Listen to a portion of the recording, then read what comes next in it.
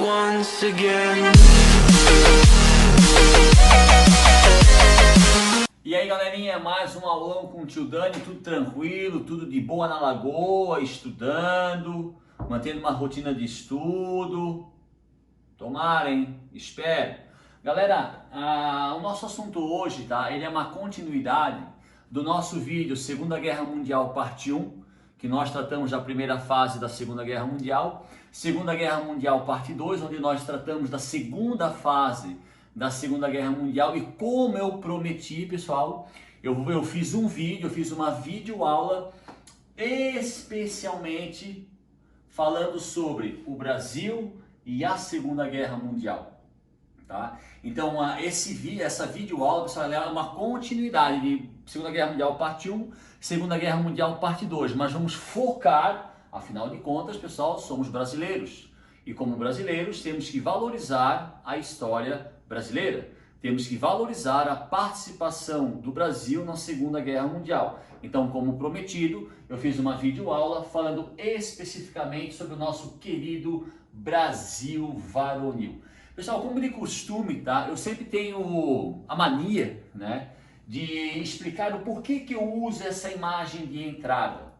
Reza a lenda, pessoal, reza a lenda, que quando aconteceu a Segunda Guerra Mundial, ficou assim, o Brasil entra, o Brasil participa, entra, não entra, entra, não entra, entra, não entra. Aí criou-se a lenda, alguns atribuem essa frase a Hitler, mas isso não é nada certo. Mas criou-se a lenda que surgiu a frase, o Brasil só vai entrar na guerra se a cobra fumar. Então, pessoal, quando explode a Segunda Guerra Mundial, tá? É uma guerra mundial, vários países participaram, de todos os continentes do mundo. O Brasil participa, não participa, participa, não participa. O Brasil só vai participar se a cobra fumar. A cobra fumou, porque o Brasil participou da Segunda Guerra Mundial. E inclusive, meus queridos, esse símbolo, Brasil, onde a cobra está fumando, fazia parte da farda da Força Expedicionária Brasileira, que nós vamos tratar sobre ela logo. Pessoal, antes de nós tratarmos especificamente da participação do Brasil na Segunda Guerra Mundial, tá? Nada mais coerente do que a gente primeiro analisar o que era o Brasil de 1939 a 1945. Por que eu falei 39 a 45? Porque é o período da Segunda Guerra Mundial. Tá? Então nada mais racional, nada mais coerente antes de analisarmos o Brasil participando da Segunda Guerra Mundial, vamos analisar o que acontecia no cenário político e econômico do Brasil de 1937 a 1945, para depois, meus queridos, nós entrarmos especificamente na Segunda Guerra Mundial. Beleza? Então bora lá então. Pessoal, a gente não pode esquecer, tá, que ali no período de 39 a 45, então é o período da Segunda Guerra Mundial, o Brasil vivia uma ditadura governada por Getúlio Dornelles Vargas. Lembrando, em 1930, no dia 3 de outubro desse ano, houve uma revolução, chamada Revolução de 30, aonde grande parte do exército liderado por Getúlio Vargas, na época governador do estado do Rio Grande do Sul, deflagra um golpe, e esse golpe vai derrubar o Washington Luiz, o último presidente da República Velha, e automaticamente é um golpe que derruba a República Velha e dá início à Era Vargas. Então, a partir de 1930, foi deflagrado no Brasil a Era Vargas. Perfeito? Só que, pessoal, antes de trabalhar 31, 32, que é um assunto para outra videoaula, nós vamos focar no governo de Vargas, que vai de 37 a 1945, tá? Pessoal, em nível, aliás, de curiosidade, a Era Vargas vai de 1930 a 1945, são 15 anos de governo Vargas. Mas nesse caso, nessa videoaula, essa videoaula específica, nós trataremos o período da Era Vargas, que vai de 1937 a 1945, chamado de Estado Novo. Em 1937, pessoal, o Getúlio Vargas ele deu um golpe. Sobre esse golpe nós trataremos numa próxima videoaula. A partir desse golpe, tá, Getúlio Vargas dá um início na história do Brasil a um período chamado de Estado Novo, que era um período caracterizado por uma ditadura, nós chamamos de ditadura getulista. Então, em 37, Getúlio dá um golpe, certo? O que seria um golpe, pessoal? Pessoal, como é que ele dá um golpe se ele já governava? Na realidade, o golpe é que ele impede a realização de uma eleição, onde ele não poderia ser mais candidato a presidente, porque já tem sido presidente 2 vezes. Então, esse golpe foi um estratagema, né, feito por Getúlio Vargas para evitar a realização de uma eleição para presidente, aonde ele não poderia ser candidato. Esse golpe, em 37, vai dar início a uma ditadura getulista, que vai de 37 a 45, chamada pelo próprio Getúlio Vargas de Estado Novo. Só uma curiosidadezinha, pessoal. Professor, de onde que o Getúlio Vargas tirou essa expressão Estado Novo? Durante esse período, meus queridos, lá em Portugal, vocês lembram que eu falei numa videoaula que o fascismo ele surge na Itália, mas da Itália ele se expande para outros países da Europa, Alemanha, Espanha, Portugal. Em Portugal, durante esse período, quem governava o território português era o ditador fascista Salazar. E o Salazar, ele denominou o seu período de governo de Estado Novo. O Getúlio Vargas vai pegar essa expressão criada pelo ditador fascista Salazar e vai usar para denominar o seu período de governo, que vai de 37 a 45. Pessoal, aonde eu quero chegar? Getúlio Vargas era um ditador fascista. Ele nunca, pessoal, em nenhuma entrevista, em nenhum vídeo, ele nunca se auto-intitulou fascista. Mas a partir do momento, pessoal, que a gente vai começar a analisar de forma resumida, porque o nosso foco aqui principal é o Brasil na Segunda Guerra Mundial, mas para analisarmos o Brasil da Segunda Guerra Mundial é necessário analisarmos o cenário político e econômico da época.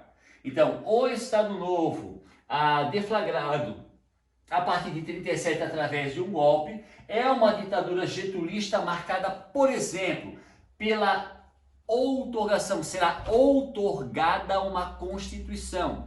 Só para lembrar-lhes, meus queridos, promulgada é quando a Constituição ela é votada pelos deputados, pelos senadores, ela é refeita uma vez, 2 vezes, vai para votação, ela é escolhida pelos representantes do povo, que seriam os senhores deputados e os senhores senadores. Eu não falo senhoras porque ainda estamos no Estado Novo. Outorgada, meus queridos, é quando a Constituição ela é imposta à força.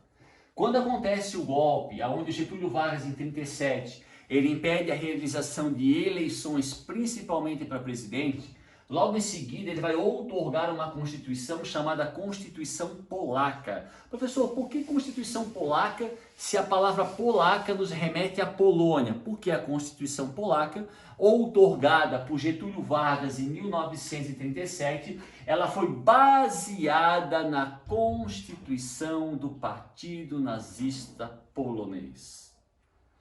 Mais um exemplo do fascismo getulista. A Constituição, apelidada Constituição Polaca, outorgada por Getúlio Vargas durante o Estado Novo em 37, ela foi baseada na Constituição do Partido Nazista Polonês. Características da Constituição Polaca.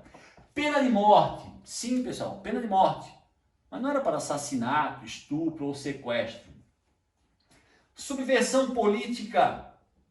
O que é subversão política? Criticar, ser oposição ao governo. Então, durante o Estado Novo, pessoal, eu, um professor, de repente, em minhas aulas, eu criticava o governo. Eu poderia ser acusado de subversão política, poderia ser julgado e condenado à morte. Não matei, não estuprei, não sequestrei, não roubei. Eu apenas fiz oposição ao governo. Então, a Constituição Polaca, outorgada por Getúlio Vargas em 37, ela previa a pena de morte para casos de subversão política. Mais um exemplo do fascismo getulista. Obviamente, pessoal, a Constituição Polaca também não previa a liberdade de expressão, a liberdade de imprensa, a liberdade de pensamento. Tudo era controlado pelo Estado. toda a imprensa. O Getúlio Vargas, pessoal, durante esse período de Estado Novo, ele vai criar o DIP, Departamento de Imprensa e Propaganda. Além de ser um departamento que vai trabalhar com culto à imagem de Getúlio, mais um exemplo do fascismo getulista. O DIP, Departamento de Imprensa e Propaganda, vai servir principalmente para controlar a imprensa da época. Extinção dos partidos políticos, fim das eleições. Pessoal, Estado Novo não existe eleições, nem para vereador, nem para deputado, nem para senador, nem para governador, nem para prefeito e muito menos para presidente. Não existiam partidos políticos. Então, professor, como é que... Então não existia governador, não existia prefeito? Sim, existia. Getúlio nomeava os governadores nomeavam os prefeitos. Mais um exemplo do fascismo getulista, né? Então, esse, pessoal, de 37 a 45 e a Segunda Guerra Mundial é de 39 a 45, é essa realidade que vivia o Brasil um pouquinho antes e durante a Segunda Guerra Mundial. Uma ditadura getulista marcada por aspectos e características fascistas. Isso, meus queridos, que apenas citamos algumas características da Constituição Polaca. Estudaremos esse período de uma forma um pouco mais aprofundada numa próxima videoaula dedicada especialmente à Era Vargas. Aqui estamos apenas analisando um período para entendermos o que acontecia no Brasil, politicamente falando, quando o nosso país adentra a Segunda Guerra Mundial. Beleza? Uma outra coisa, pessoal, apesar que na época não existia internet, né? A televisão, as primeiras vão surgir ali em 1938, mas não no Brasil. A televisão só vai se tornar um bem de consumo a partir da década de 50, tá? Os acontecimentos, principalmente de cunho político, que aconteciam na Europa, eles chegavam até o Brasil. Tá? Então, todos os acontecimentos, por exemplo, que aconteceram ali no final da década de 30 e início da década de 40, esses acontecimentos tinham consequências diretas aqui no Brasil. Tá? Por exemplo, antes de chegar lá, só para quem não conhece, pessoal, para quem não conhece, para quem nunca viu a imagem, esse é. Normalmente, pessoal, nós chamamos de Getúlio Vargas, tá? Vargas é o sobrenome do pai, Manuel Vargas, do pai de Getúlio Vargas.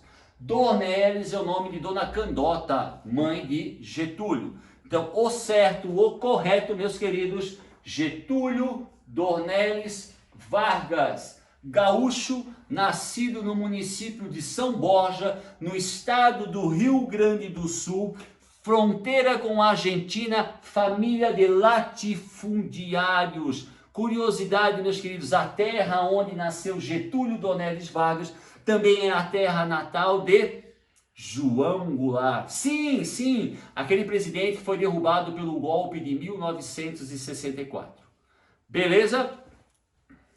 Galerinha, como eu falei agora, tá? Todos os acontecimentos, especialmente de cunho político, que ocorriam na década de 30 na Europa, inevitavelmente eles tinham consequências no Brasil. Vou dar um exemplo. Lembra da nossa aula sobre a crise de 29? Lembro, professor. Quais as principais consequências da crise de 29? Professor, as principais consequências da crise de 29 foi uma crise profunda nos países capitalistas, foi a União Soviética que não foi afetada pela crise, pois era uma sociedade socialista. Então, toda a economia era estatal, então se a bolsa caía ou subia, para eles não interessava. E professor, o fortalecimento e a ascensão do nazismo na Alemanha. E é claro, professor, também como a União Soviética não foi atingida pela crise, junto com o fortalecimento do nazismo na Alemanha, o fortalecimento do socialismo no mundo? Sim.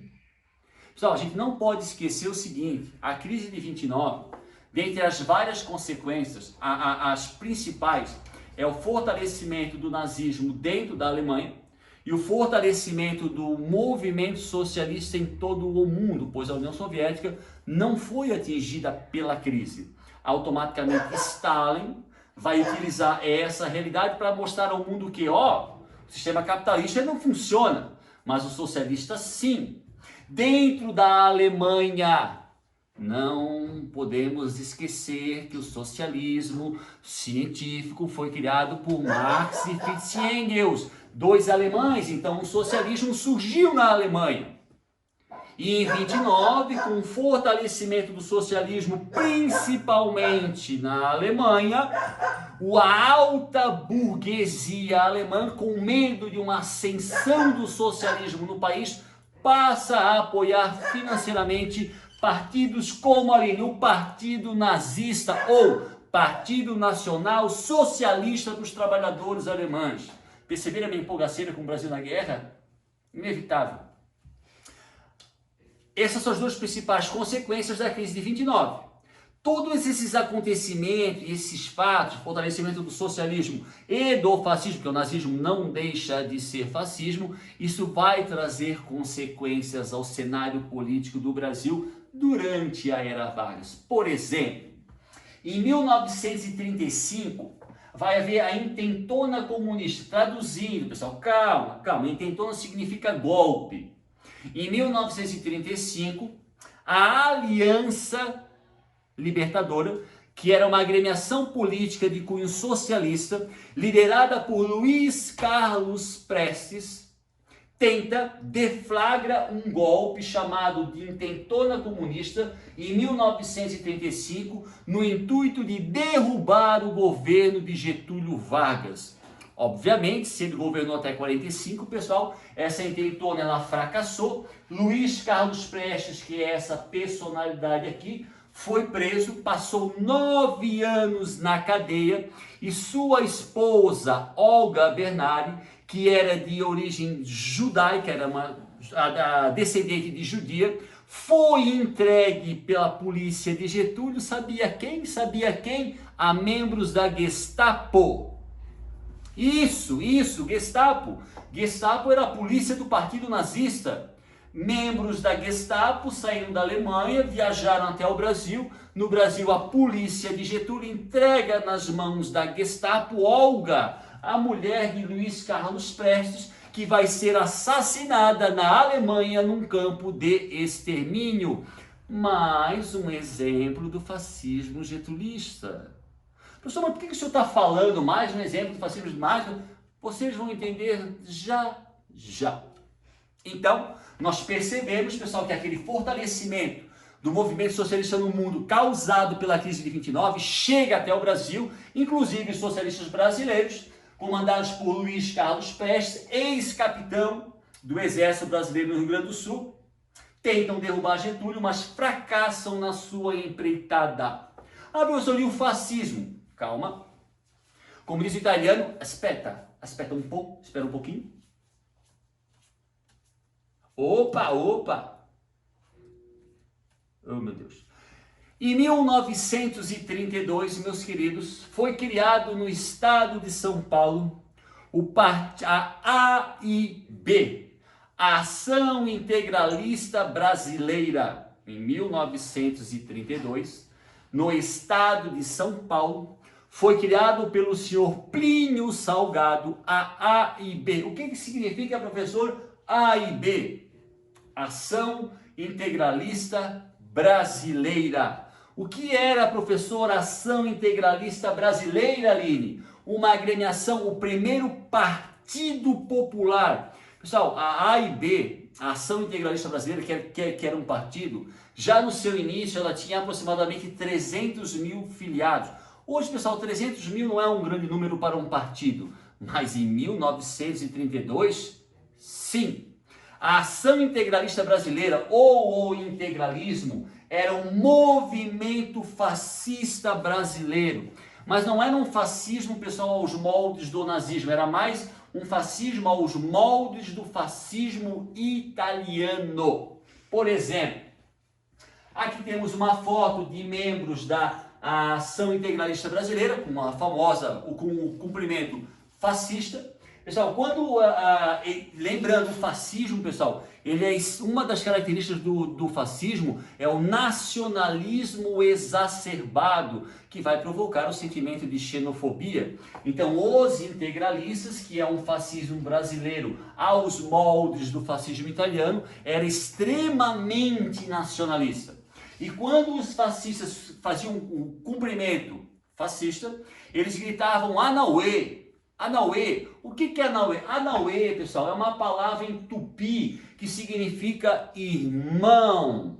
Então, para a gente entender, o fascismo lá na Europa, o fortalecimento do fascismo na Europa, principalmente pós-crise de 29, ele vai ter consequências diretas no Brasil com o surgimento do movimento integralista.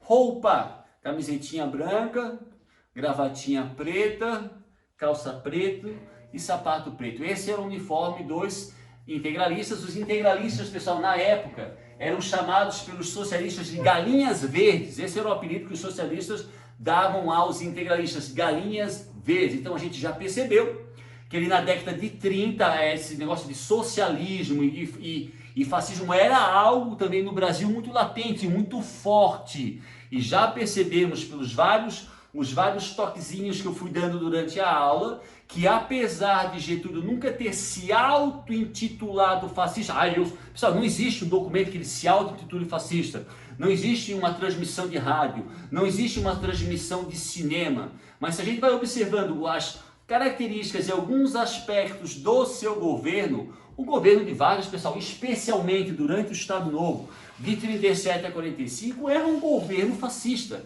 mais aos moldes da Itália, mas é um governo fascista.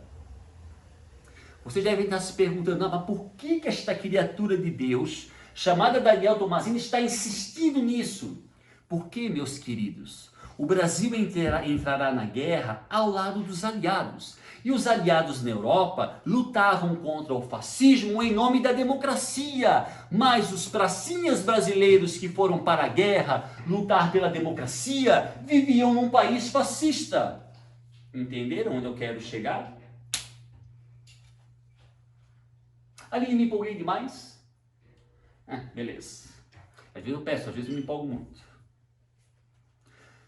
Vamos agora falar um pouquinho, meus queridos, então já demos uma geralzinha, você já tem uma noção do que era o cenário político brasileiro, ali no período anterior à Segunda Guerra Mundial, o fascismo tentando dar um golpe.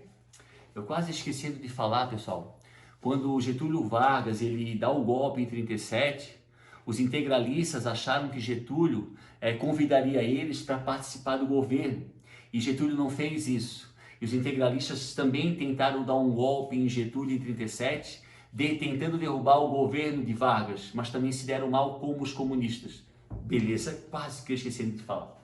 Pessoal, vamos falar um pouquinho sobre economia. Uma das principais, pessoal, eu sei, apesar de ser fascista, mas uma das principais colaborações, tá, que Getúlio trouxe à sociedade brasileira foi quando, em 1930, ele assume o poder através da Revolução de 30, que é a revolução que vai derrubar a República Velha, e o Getúlio ele é responsável pela deflagração do processo de industrialização do Brasil. Lembrando, meus queridos, a República Velha era um governo extremamente agrário, era um governo onde as elites agrárias, principalmente os cafeicultores, eles governavam. Haviam indústrias da República Velha? Haviam, claro que haviam. Mas a indústria não era a prioridade do Estado. A partir de 1930, como o golpe de 30 dado por Getúlio foi apoiado pela burguesia industrial, Getúlio Vargas é responsável pela deflagração do nosso processo de industrialização. Beleza? Só que com um pequeno problema. Vocês estão vendo na imagem, pessoal? Isso aqui, ó, para quem não conhece, tá? É uma imagem de uma siderúrgica.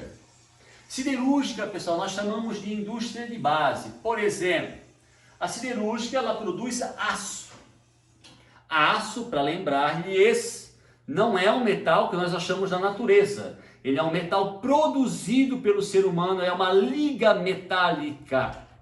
e todos os prédios, pessoal. Lembra da segunda Revolução Industrial? Ah, a invenção do aço, professor. Segunda metade do século XIX, foi quando as cidades pararam de crescer na horizontal e começaram a crescer na vertical, porque o aço possibilitou a construção de edifícios de 5, 10, 15, 20, 30, 40, 50, 60 andares, inclusive a construção de grandes e magníficas pontes. Uma das maiores, uma das construções que é considerada o ícone do aço, a Torre Eiffel na França. A indústria que trabalha com a produção de aço, ela é chamada de indústria de base. Tá, professor, mas qual é o problema? Pessoal, deflagrar o processo de industrialização exigiu do governo dinheiro. Boa parte desse dinheiro veio do café. Quando Getúlio Vargas tomou o poder em 30, ele tira os cafeicultores do poder, mas ele não acaba com a atividade cafeira. Afinal, o Brasil até então vivia só do café. Então Getúlio vai utilizar boa parte do dinheiro ganho com as exportações de café para investir na indústria. Mas o Brasil, pessoal da era Vargas, não tinha recursos, dinheiro suficiente para investir na indústria de base. Se vocês tiverem curiosidade, professor, mas qual é o tamanho de uma siderúrgica que produz aço? Dê uma olhadinha no Google, pessoal. No município de Volta Redonda, no estado do Rio de Janeiro, lá existe uma indústria, uma siderúrgica, uma indústria de base que produz aço. Dá uma olhada na foto e dá uma olhadinha, uma observada no tamanho da indústria. Pessoal, essa indústria de base também, a indústria trabalha com produtos químicos, com petróleo. A indústria de base, por exemplo, no caso do aço, elas são gigantescas. Elas exigem um alto investimento para a instalação de uma indústria de base, especialmente uma indústria que produz aço. Isso exige de qualquer estado no mundo muito investimento, coisa que o Brasil não tinha na época. Mas pensa, era se o Getúlio tinha um intuito de tornar o Brasil uma potência, uma nação industrializada, pessoal, era necessária a indústria de base. Um país que não... Vocês podem, na casa de vocês, agora, olhem para fora. 99,99% das construções que vocês estão vendo pela janela são feitas com aço. Então é primordial, pessoal, para que uma nação cresça, se desenvolva, que ela tenha aço. Se essa nação ela não tem indústria de base, ela não produz aço, ela vai precisar importar aço e vai ser muito caro. Então, para que o projeto de industrialização do Getúlio funcionasse de forma plena, era necessário que o Brasil tivesse indústria de base, principalmente indústria de aço, mas o Brasil não tinha recursos financeiros. Tá, e aí, professor, o que aconteceu? Aspeta um pouco. Alto investimento, então, pessoal, só aqui para frisar, né? Para instalar uma indústria de base, no caso do aço, ou até de petróleo, é necessário um muito alto investimento. Coisa que o Brasil não tinha. Aqui nós vemos, pessoal, a bandeira dos Estados Unidos e a bandeira da Alemanha nazista. E aqui em cima eu botei a palavra propostas. Pessoal, ali no finalzinho da década de 30, já no início da Segunda Guerra Mundial, uma potência econômica. Tanto os Estados Unidos como a Alemanha de Hitler sabiam da vontade, a palavra não é a vontade, mas me fugiu a palavra, não é vontade, é uma palavra mais, da necessidade do Brasil de ter a indústria de base, principalmente a que produz aço. Então, ali no finalzinho da década de 30 e bem no iniciozinho da década de 40, os Estados Unidos e a Alemanha nazista fizeram propostas para o Brasil. Que tipo de proposta? Um financiamento para instalar no país uma indústria de base, uma indústria que produz aço. Então, os Estados Unidos dizem, eu tenho tanto, eu financio, patrocino a instalação de uma indústria de base. A Alemanha fez a mesma coisa. Então, tanto os Estados Unidos como a Alemanha nazista, no finalzinho da década de 30, já no início da Segunda Guerra Mundial, fizeram propostas para bancar a instalação de indústria de base no Brasil, principalmente a que produz aço.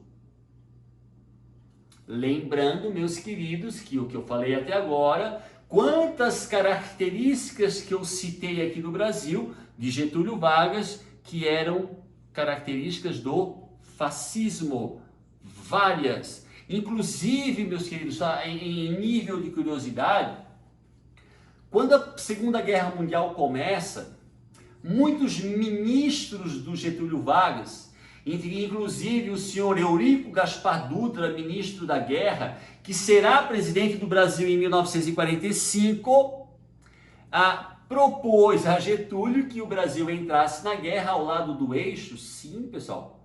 Muitas pessoas, muitos ministros, pessoas próximas a Getúlio, ministro da Guerra, queriam que o Brasil entrasse na guerra ao lado do eixo. Eurico Gaspar Dutra, que em 45 será presidente do Brasil. Compreenderam? Tá, professor, qual é a proposta, qual proposta que o Brasil aceitou? Dos Estados Unidos ou da Alemanha? Pessoal, se o Brasil, todo mundo sabe, se o Brasil participou da guerra ao lado dos aliados, obviamente o Brasil aceitou a proposta dos Estados Unidos, até porque, pessoal, os Estados Unidos está localizado no continente americano. Mas vocês deveriam fazer uma outra pergunta.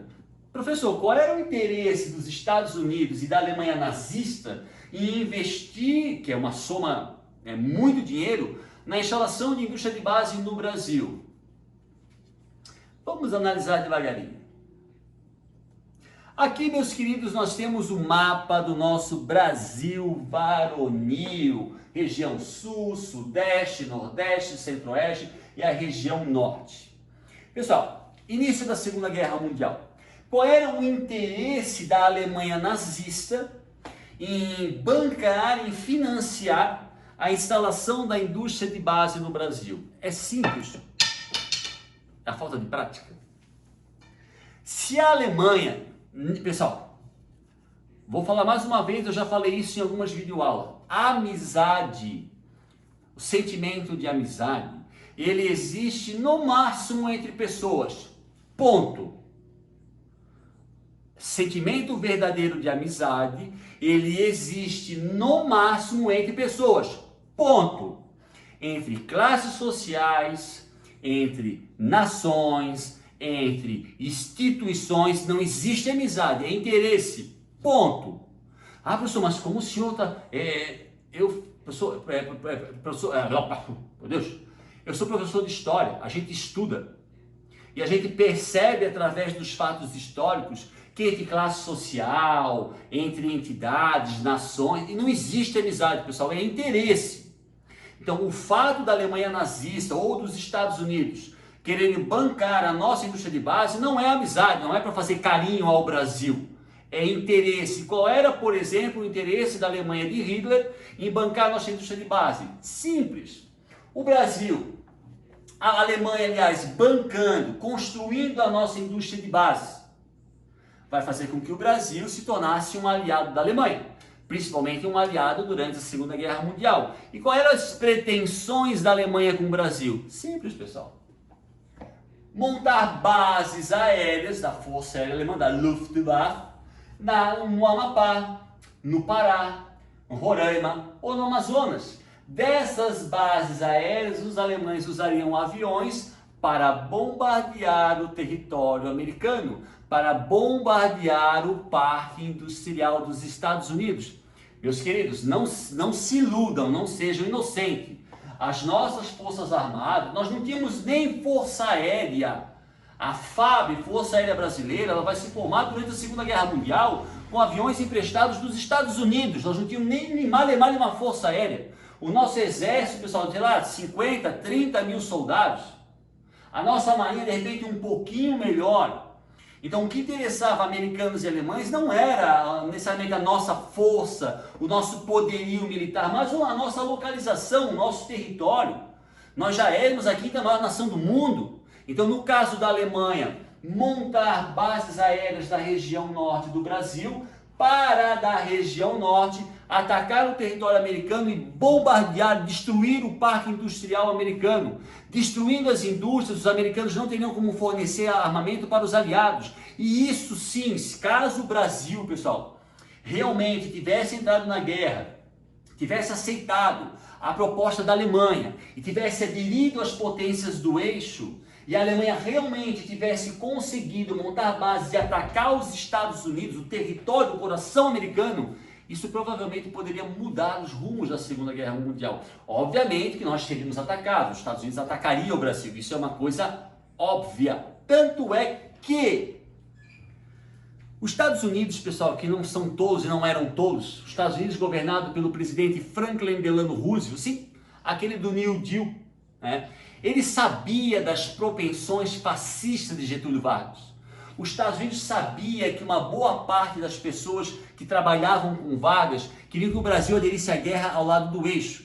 Então os Estados Unidos cogitava a possibilidade, que era grande, do Brasil aceitar a proposta da Alemanha. E caso o Brasil aceitasse a proposta da Alemanha, os Estados Unidos, pessoal, isso não é mito, o que eu vou falar não é lenda, isso é real, podem pesquisar na internet. Caso o Brasil tivesse aceitado a proposta da Alemanha para a construção de uma indústria de base e o Brasil tivesse entrado na guerra ao lado da Alemanha, os Estados Unidos tinham um plano prontinho para atacar e ocupar a região nordeste do Brasil. Isso não foi necessário, porque como nós todos sabemos, a proposta, o Brasil aceitará a proposta dos Estados Unidos, até porque a pressão era um pouco maior, afinal de contas os Estados Unidos está no continente americano, então a pressão é muito maior, e os Estados Unidos, pessoal, ele fez todo tipo de proposta, ele tentou se aproximar do Brasil das mais variadas formas, inclusive... Professor, o senhor ficou doido? Não. Isso aqui, meus queridos, como todo mundo já sabe, Pato Donald. E esse aqui, caso vocês não conheçam, Zé Carioca. Pato Donald, um personagem criado por Walt Disney. Zé Carioca também. Tá, professor? Agora explica para nós, o que desenho animado tem a ver com a guerra? É simples. Nesse período de final da década de 30 e principalmente início da década de 40, já durante a Segunda Guerra Mundial, os Estados Unidos tenta, das mais variadas formas, se aproximar do Brasil. E uma dessas tentativas foi o Walt Disney, veio para o Brasil, e o Walt Disney, pessoal, nesse intuito de aproximação do governo americano com o Brasil, com Getúlio, para mostrar um carinho, mostrar uma aproximação com o Brasil, o Walt Disney cria Zé Carioca, que na realidade é um personagem, é um papagaio, é óbvio, né, pessoal? Ele é um personagem, segundo o Walt Disney, de um malandro carioca.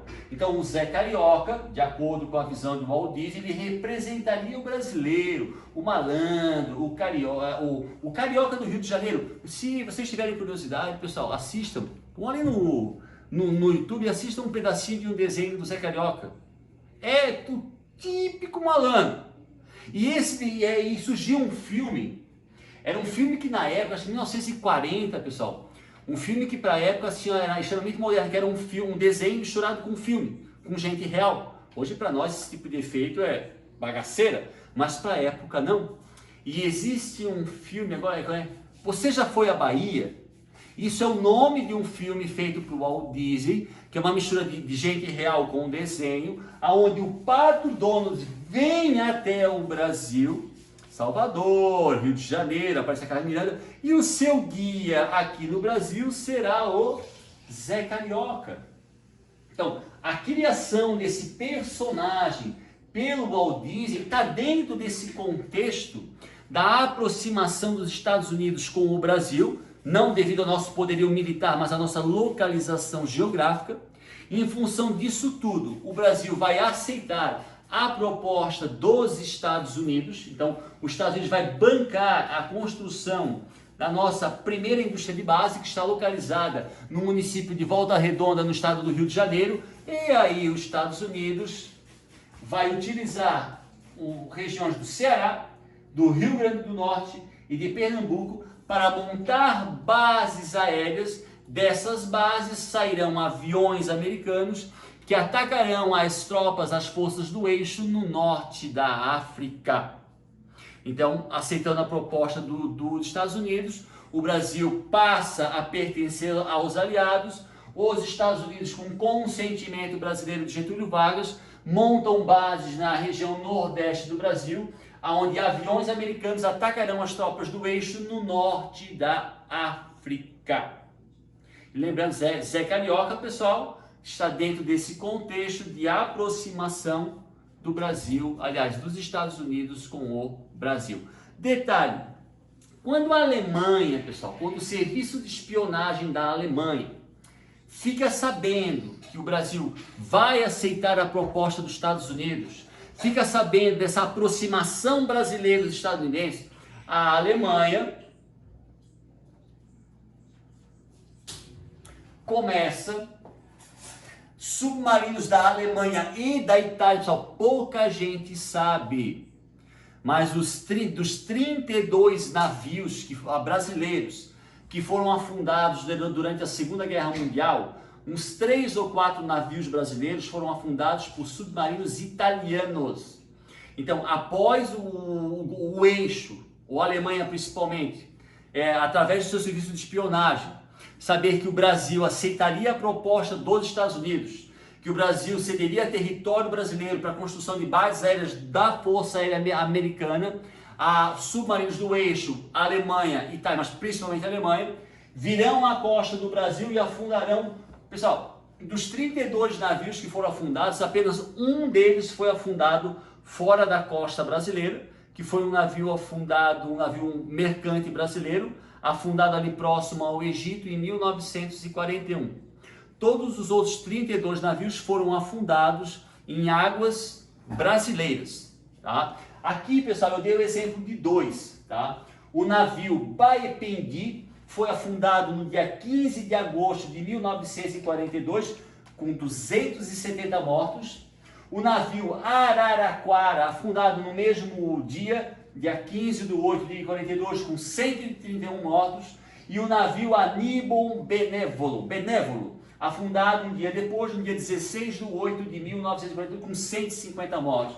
No total, pessoal, esses torpedeamentos de 32 navios vão vitimar 1.081 pessoas. A maioria deles, pessoal, navios mercantes. Pessoal, então era um navio que levavam produtos. Sim. Durante a elaboração dessa videoaula, pessoal, lembra o que eu falei numa videoaula anterior? Essa videoaula, ela é baseada no conteúdo da apostila, ela é baseada em conteúdos que não estão na apostila, mas que eu sei porque eu estudo. E durante a elaboração da videoaula, eu faço pesquisas, eu vou pesquisando também, tá? Só para a gente ter uma ideia, pessoal, assim, para ter uma ideia, tá? Uma videoaula de 1 hora, eu levo mais ou menos 3 horas e meia para preparar essa aula. Porque eu pesquiso, eu quero algo novo, eu quero acrescentar, eu quero somar, eu quero trazer para vocês o máximo possível de informação. E ainda mais, pessoal, que nós estamos falando do Brasil e eu quero valorizar a história brasileira. Perfeito? Pessoal, aqui, ó, 1942, eu pergunto para vocês, uma pessoa mora na cidade, sei lá, de São Paulo e quer viajar para a cidade de Salvador. Hoje em dia, pessoal, tu pega o carro, pega uma BR e vai. Vocês acham, meus queridos, que em 1942 ou 41 existia a quantidade de estrada que existe hoje? E vocês acham que as estradas que existiam na época, quantas delas eram asfaltadas? Pessoal, no Brasil de 1942, um dos principais meios de locomoção das pessoas ainda eram os navios. E muitos navios mercantes, que levavam obviamente mercadorias, já aproveitavam a viagem para levar passageiros. Então, quando os primeiros navios começam a ser torpedeados, quando isso aparece na mídia, é um desespero geral. Porque o povo, principalmente a galera que morava no litoral, utilizava como principal meio de locomoção os navios, inclusive navios mercantes. Então a notícia que navios estavam sendo torpedeados, estavam morrendo 270 pessoas, 130, isso foi desesperador para as pessoas que utilizavam esse meio de transporte para se locomover entre cidades e entre os estados. E esses navios, pessoal, alemães e italianos, estavam em águas brasileiras. E não era um ou dois ou três, eram vários submarinos. Lembrando que na época não existia radar para submarino, então tu está dentro de um navio, à noite, e aí? Pensa no apavoro? Então quando a Alemanha, o eixo, sabe da aliança do Brasil contra os Estados Unidos, o eixo Itália e Alemanha começam a torpedear os nossos navios, matando aproximadamente 1.081 pessoas. A princípio, pessoal, nos primeiros torpedeamentos, o Getúlio Vargas ele ainda resistiu à entrada no Brasil na guerra. Mas aí o povo vai até vai às ruas quando, em 1942, por pressão popular, Getúlio Vargas declara guerra às potências do eixo Itália, Alemanha e Japão. Só que, meus queridos, quando o Brasil entra em guerra oficialmente em 1942 com as potências do eixo Itália, Alemanha e Japão, dentro do Brasil, especialmente na região sul e sudeste, começa uma onda de perseguições a imigrantes e descendentes de italianos, alemães e japoneses. No Japão, pessoal, aqui no sul nem tanto, mas principalmente em São Paulo. São Paulo, no início do século XX, 1911, 1910, recebeu um grande número de imigrantes japoneses. Então, quando o Brasil entra em guerra, inclusive contra o Japão, esses imigrantes ou os descendentes desses imigrantes sofrem várias perseguições. E aqui no sul do Brasil, principalmente os de origem italiana e origem alemã. Beleza? Aqui, pessoal, a FEB, a Força Expedicionária Brasileira, ela não é criada em 42, tá? Em 42 o Brasil declara guerra às potências do eixo. A Força Expedicionária Brasileira, que é uma força militar, ela vai ser criada em 1943. Então a FEB é criada em 1943, beleza?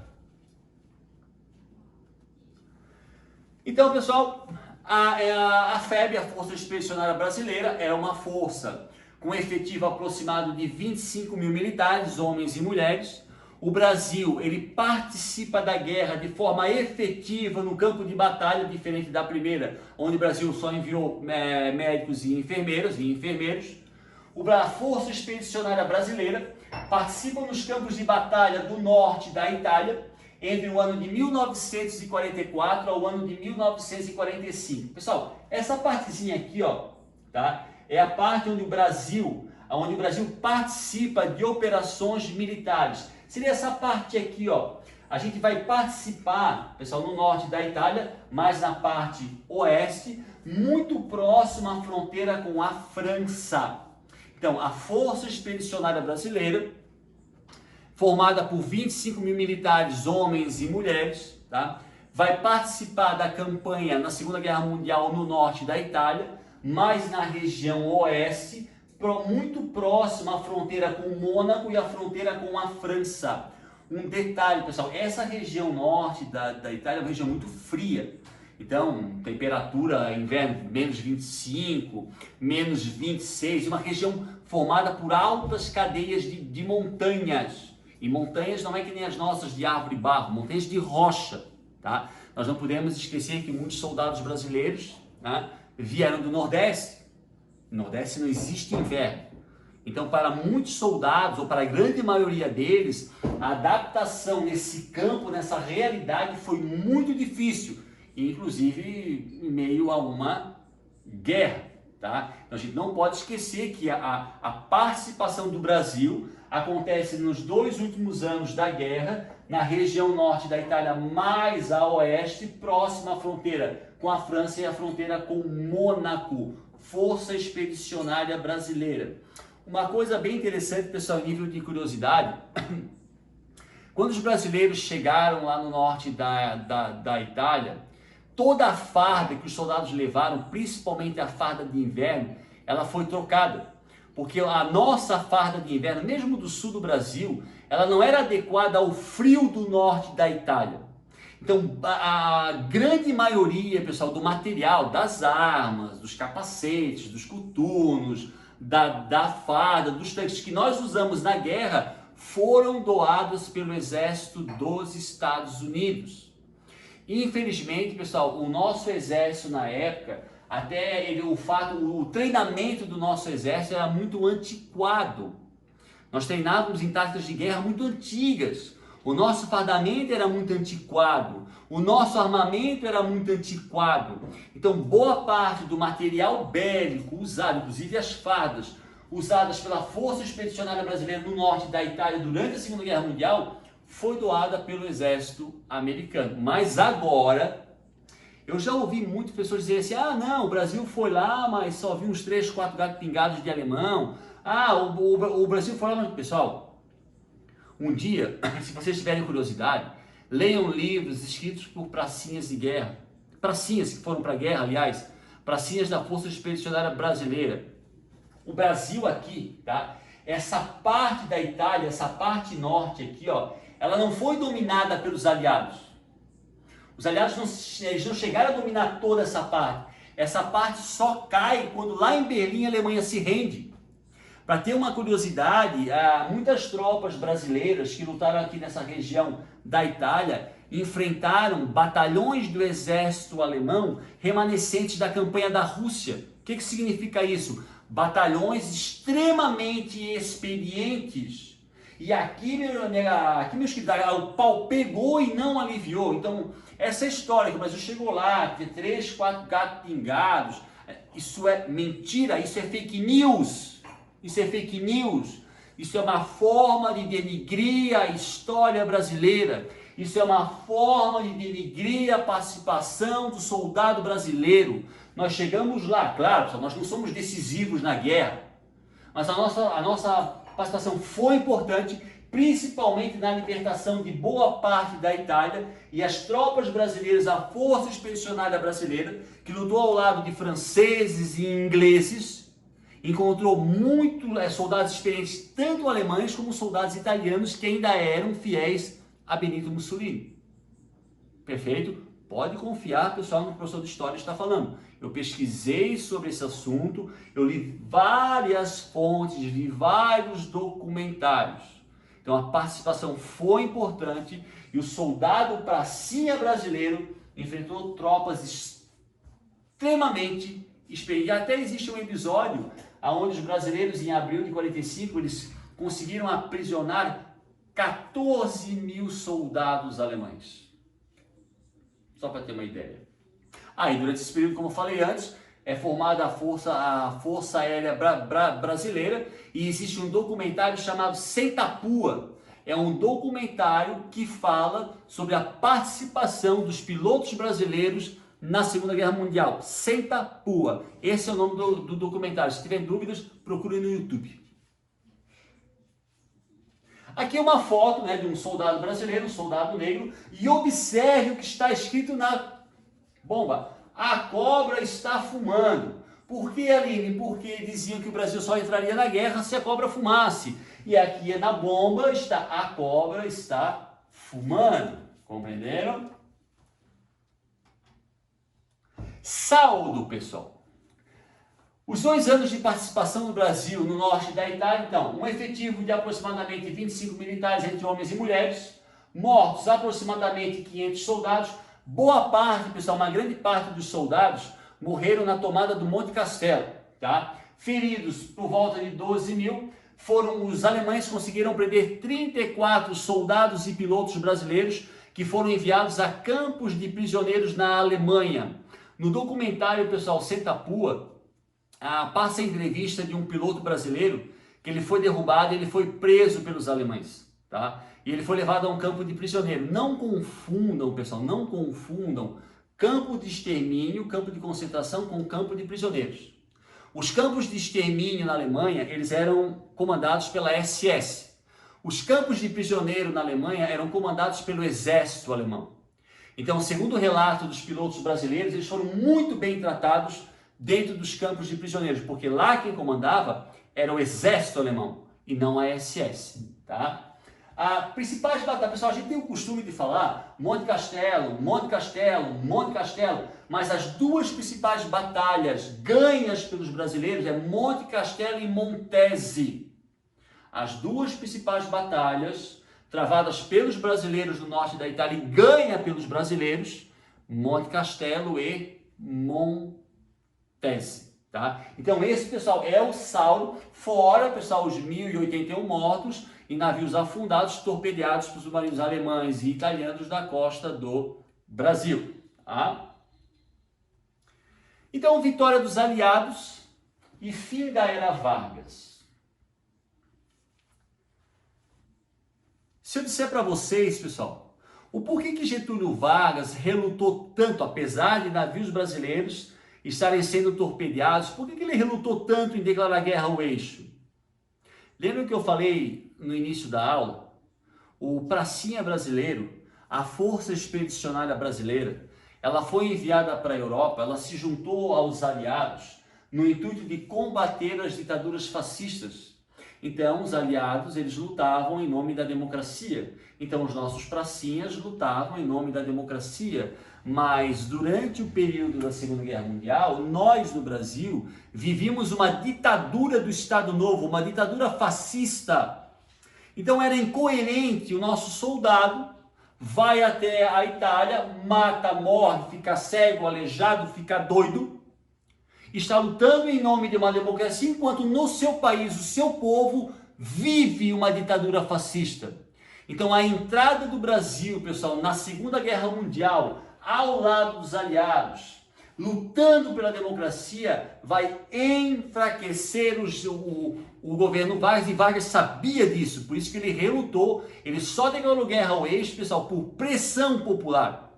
Então a entrada do Brasil na Segunda Guerra Mundial, de forma gradativa, vai colaborar com o fim da era Vargas no final, em outubro de 1945. Mas isso agora, meus queridos, é uma outra história. Beleza, rapaziada? Rapaziada, espero que vocês tenham gostado da aula. Desculpa lá, me sorve se eu me empolguei demais, né? Primeiro que eu gosto do assunto de Segunda Guerra Mundial e eu estou falando sobre o meu próprio país. E eu gosto de valorizar a história brasileira, apesar de todos os problemas por que passamos há décadas. Tá? Espero que tenham gostado da aula. Não se esqueçam de fazer anotações, ver o vídeo de forma pausada. Se tiverem dúvidas, entrem em contato com o professor. Pessoal, não se acanhem. Entrem em contato com o professor e tenham uma rotina de estudo. Não deixem de ter uma rotina de estudo, como eu tenho a minha rotina de trabalho.